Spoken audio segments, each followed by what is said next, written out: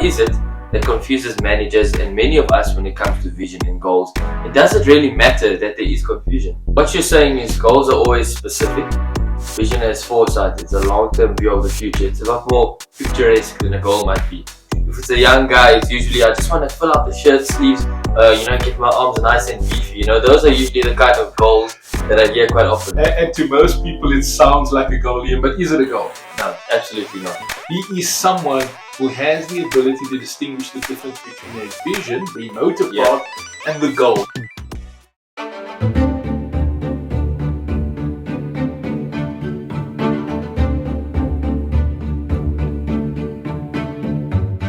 Welcome back. In the previous 3 parts of the series, we discussed why systems fail businesses, what systems are, and how to set goals up effectively. Today again, we will be discussing goals, but more specifically, the confusion around vision and goals. Today, I'm joined once again by my co-host Lorenzo. Happy to have you here. Glad to be here, Liam. So what is it that confuses managers and many of us when it comes to vision and goals? It doesn't really matter that there is confusion.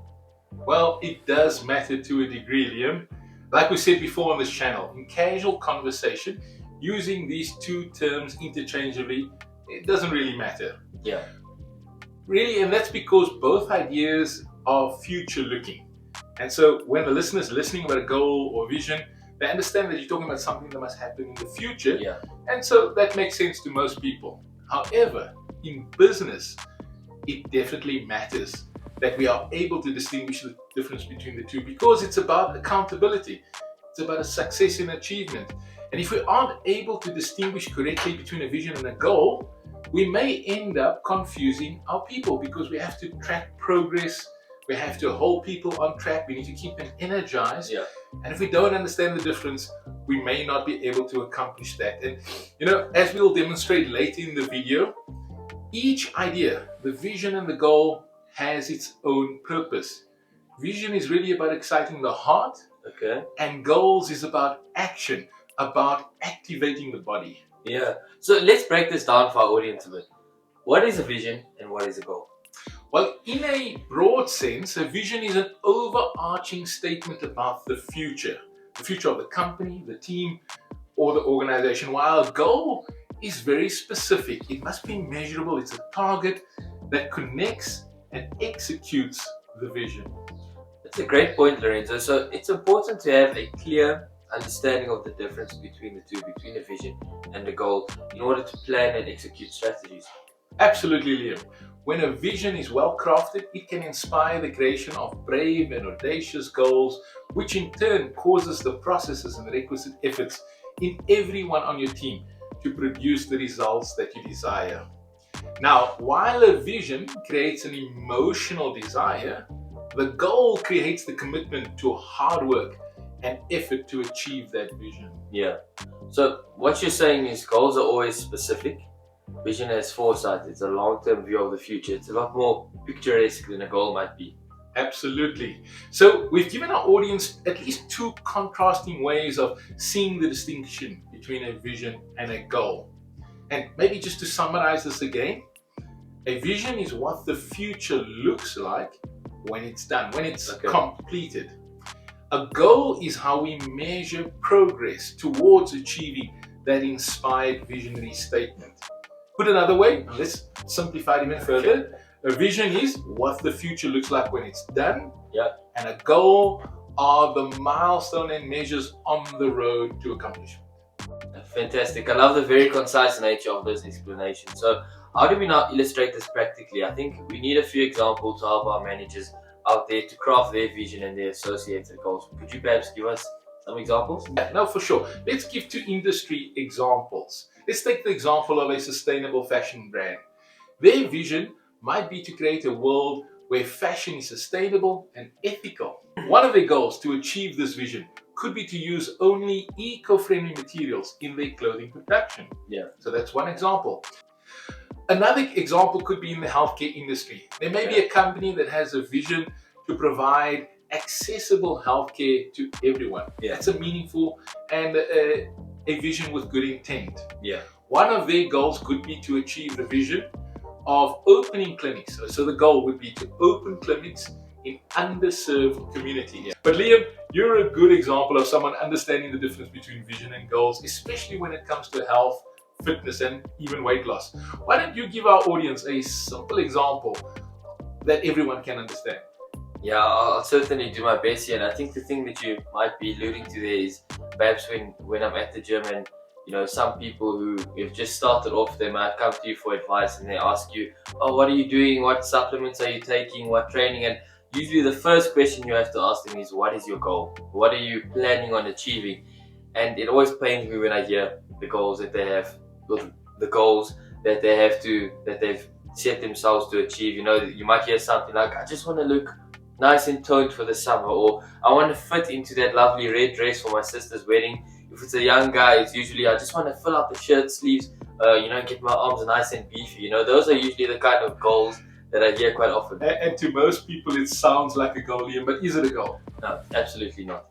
No, those are very inspirational statements. They're very inspiring, but they're not goals, because how do you measure progress towards those kind of goals? So if that's not a goal, then it's a vision. It's what the future looks like when it's done for that individual. Yeah. What is a goal then, Liam? Yeah, so perhaps we could just steal one of those illustrations there of someone who might want to fit into the dress for their sister's wedding in a couple of months. Maybe their goal is to lose 8 kilograms. So that would be a good place to start. You know that to fit in, you need to lose a couple of kilograms. It's a measure. Yeah, it's a measure, it's a target. So you can break it down into chunks so that you can track the progress. So let's say you want to lose 8 kilograms. So let's say it's within the next 4 months. So that's an average of about 2 kilograms a month. So on average, they need to lose 2 kilograms a month, and there's your milestones leading up to it. I can see all the metrics, even in the subset parts of the breaking up of that goal. Now, Liam, I know you're an expert in this area, and having a goal is not enough.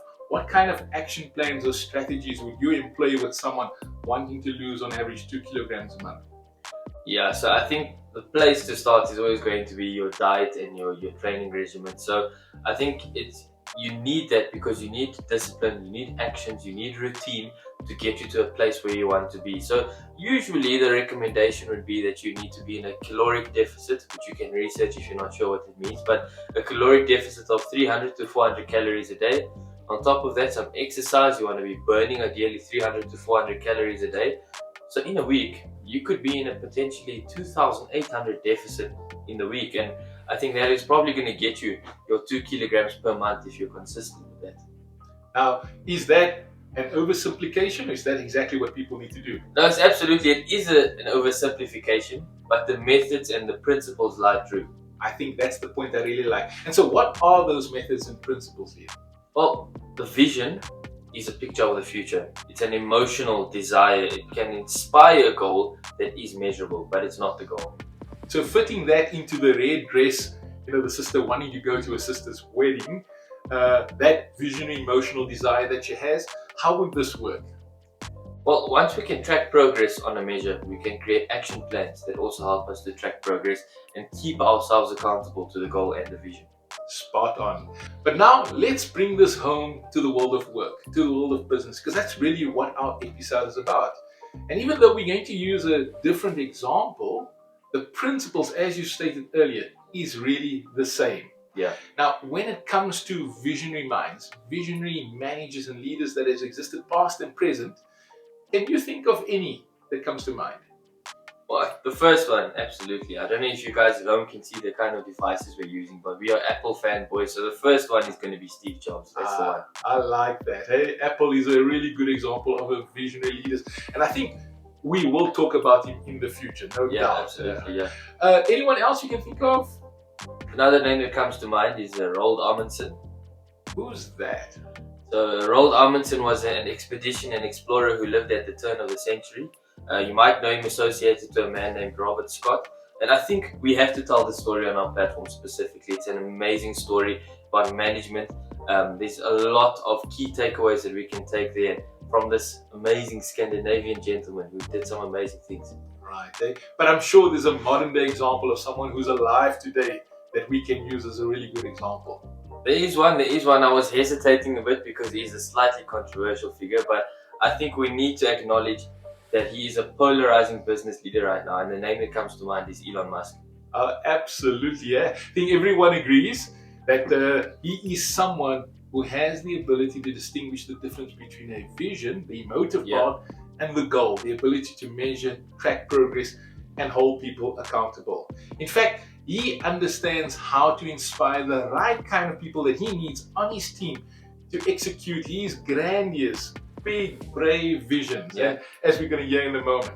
Yeah, so I'm going to ask you, because I know you have a fairly comprehensive understanding of Elon Musk and his example at SpaceX, and how he understands the difference between a vision and a goal when it comes to the rockets and the mission of the company. What are your thoughts on that? Well, clearly, yes. Elon Musk is what we would call a visionary leader who understands BVICs. Now, BVICs is a term we've coined, which stands for Brave, Vision-Inspired Goal. And firstly, when we think about his vision that inspires the goals, the brave goals that he has, we can think of the vision that he has for SpaceX, the company that he formed. Their vision is to make life multi-planetary and to enable humans to become a spacefaring civilization. That sounds hugely audacious. Just think about this idea.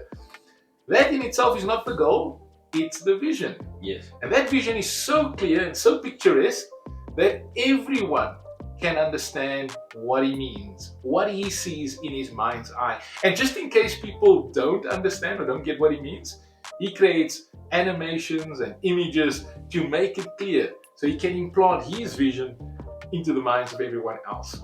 Now, when you think about that vision, the purpose of the vision in the mind of Elon Musk is to create heartfelt commitment, excitement, emotion, and even inspiration in everyone that works at SpaceX.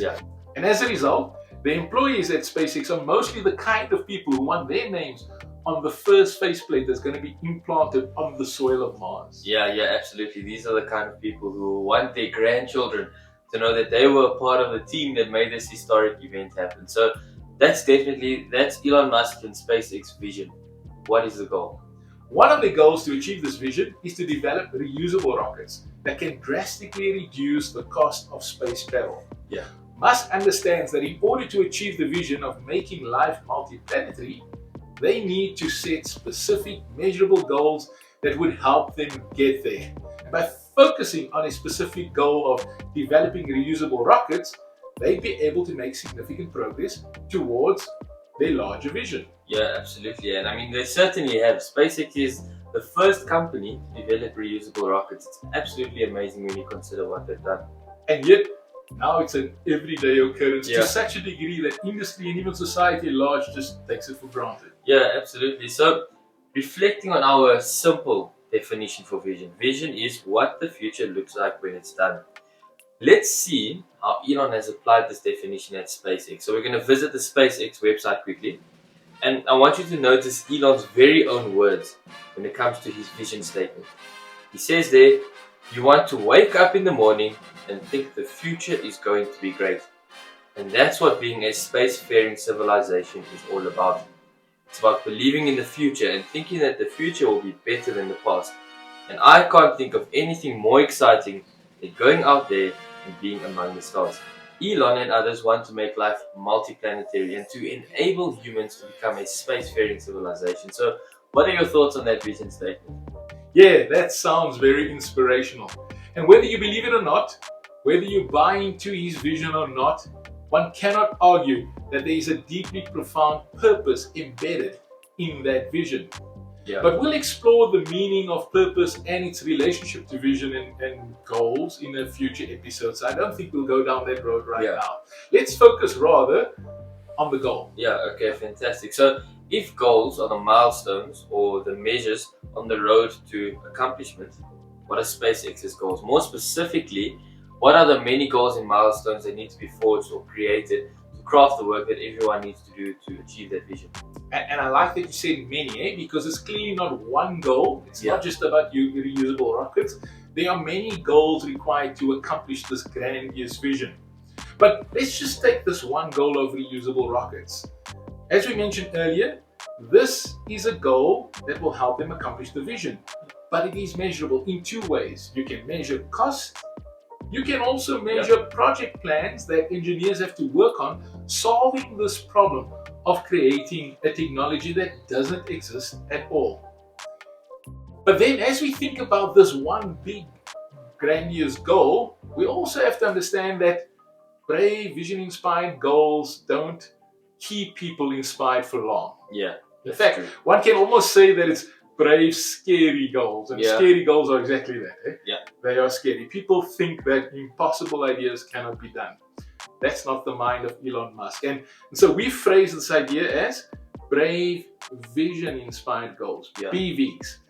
And the next idea we really want to share is that big goals need to be chunked down into smaller bite-sized pieces. I think this episode is quite full. It's quite long. I'm sure those of you at home have got a lot to think about. So perhaps we can explain that concept of breaking down goals into bite-sized chunks in a future episode. I absolutely agree. And so Liam, since this is the staple on our channel, would you kindly just break down the key concepts, ideas that our audience must take away or even apply when they go back to work? Yeah, absolutely. So the core ideas of this video lie in the definition of vision and goals and their relationship with each other. So what is a vision? Well, a vision is a picture of the future once you have achieved your goal. And what is a goal? Well, your goal is a metric-driven outcome that you desire. How are they related? Well, because a vision is inspiring by nature, it inspires your goal. A vision can never be realized without a goal or goals that cause it. So, we'd like to thank you very much for watching this video. If you have any suggestions for any topics you'd like us to cover, or if you like these topics, please let us know in the comments. We'll be sure to look at the comments and see what you guys want to do. We are happy to deliver. Please like, subscribe, hit the notification bell. Lorenzo, once again, it was a pleasure having you. Until next time. Bye.